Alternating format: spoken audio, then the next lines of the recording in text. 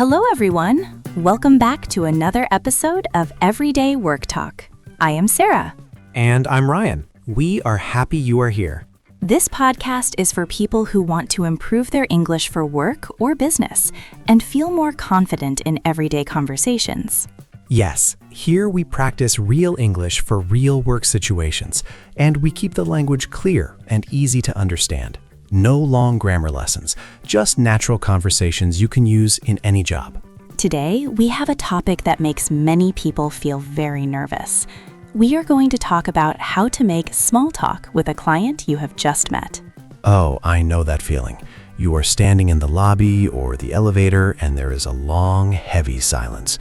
You know you should say something, but your brain is completely empty.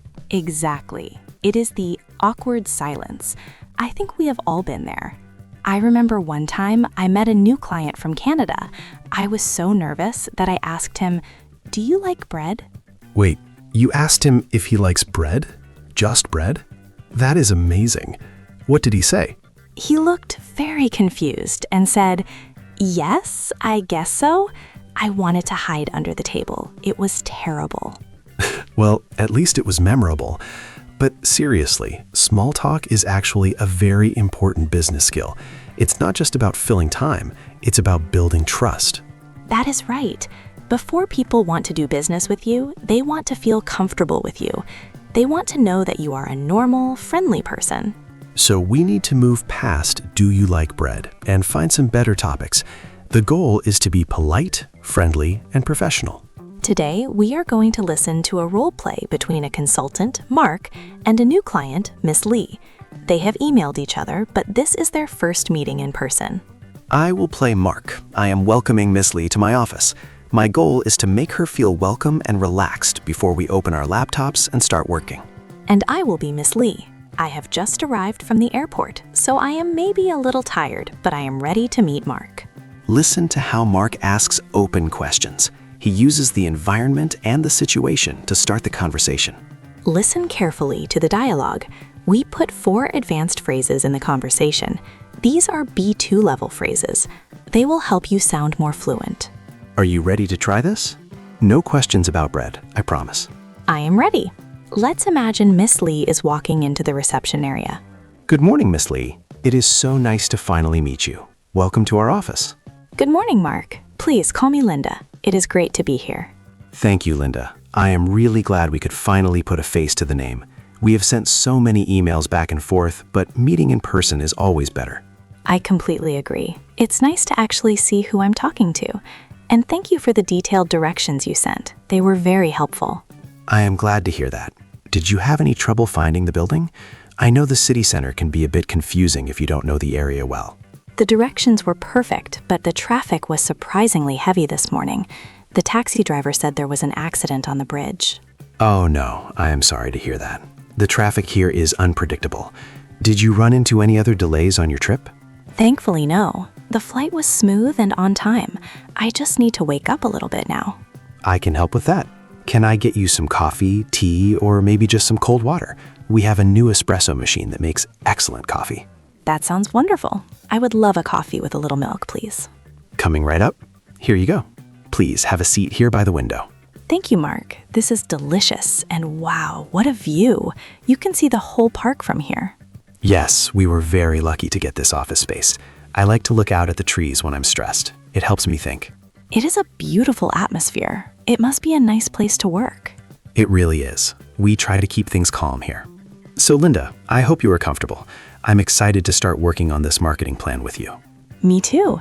I have read your proposal and I have a few questions, but overall, I like the direction you're taking. That is great. I think we should get the ball rolling by looking at the timeline first.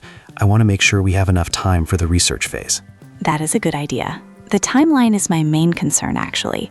We have a strict deadline in November. I understand. We can definitely adjust the schedule to fit your deadline.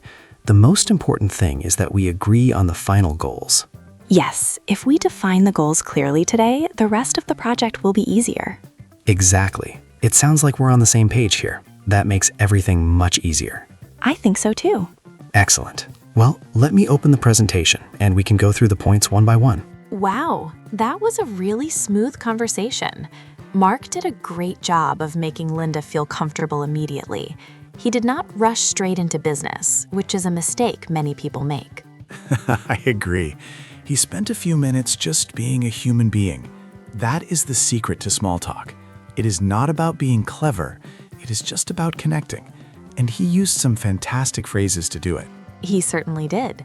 Let's take a closer look at those 4 key expressions. They can really help you sound more natural and professional. The first phrase Mark used was put a face to the name. He said, "I am really glad we could finally put a face to the name." I love this phrase, put a face to the name. It is so useful in the modern world because we do so much work over email or Zoom. Exactly. It simply means to meet someone in person after you have communicated with them by text, email, or phone for a long time. You know their name, but now you can see their face. It is a very warm and polite thing to say. It shows that you are happy to move the relationship to a real personal level. You can use this in almost any first meeting. For example, imagine you have been emailing a graphic designer for 2 months.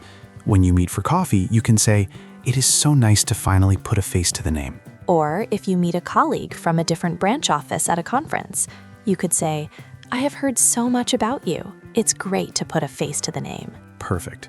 Now, let's look at the second phrase. Mark asked, "Did you run into any other delays on your trip?" The phrase is run into. Run into. This is a phrasal verb with a couple of meanings, but here Mark used it to mean to experience or to encounter a problem or a situation. Right. You don't physically run into a wall. You run into a situation, usually something difficult or unexpected. Exactly.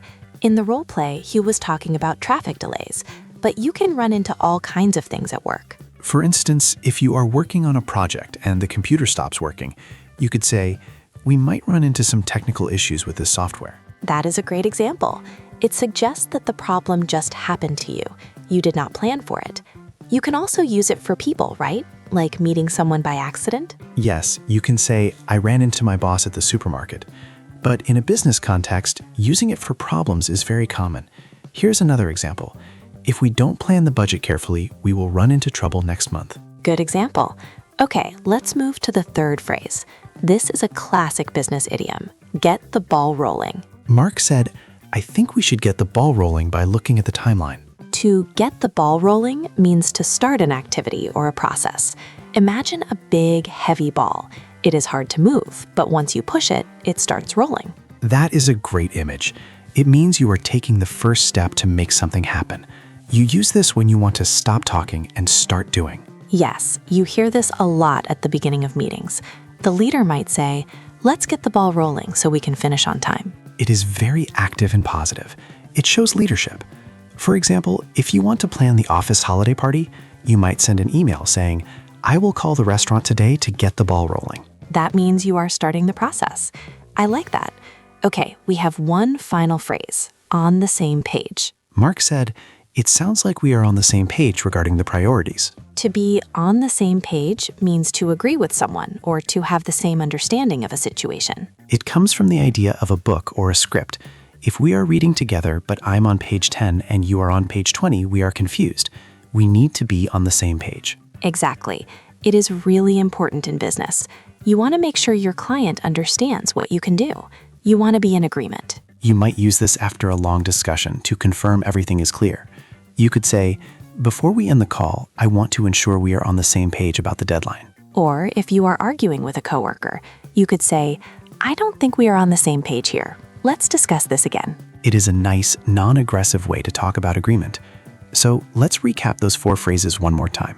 First, put a face to the name means to meet someone in person after knowing them only by name. Second, to run into means to encounter a problem or experience a difficult situation unexpectedly. Third, to get the ball rolling means to start a process or an activity. And finally, to be on the same page means to agree or share the same understanding of a situation. You know, Ryan, after breaking down those phrases, the conversation feels much simpler. It is really just about being clear and checking that the other person is comfortable. It really is. I think people get scared because they think they need to be funny or entertaining. But actually, Mark was just polite. He offered coffee, he asked about the trip, and he listened. That is the key. He listened. Small talk is 50% talking and 50% listening. If you listen, the other person does the work for you. That is very true. And once you break the ice, the actual work becomes so much easier. You can see in the role play that Linda relaxed very quickly. She did. She went from being a tired traveler to being a focused professional in just 2 minutes. That is the power of good small talk. Absolutely. Well, I hope our listeners can use these tips the next time they are in an elevator with a stranger. Me too. Just remember, maybe don't ask about bread. Stick to the weather or the traffic. Good advice. If you enjoyed this episode, please hit the like button and subscribe to our channel. It really helps us out. Yes, please do. And join us again tomorrow. We have a very interesting topic coming up. We are going to talk about work motivation. Oh, that is a big one. How to stay motivated when you feel tired or bored at the office. We will have a great scene about encouraging a coworker. It's going to be very useful. I think we all need a little extra motivation sometimes. Definitely. We'll see you all tomorrow. Have a great workday. Bye, everyone.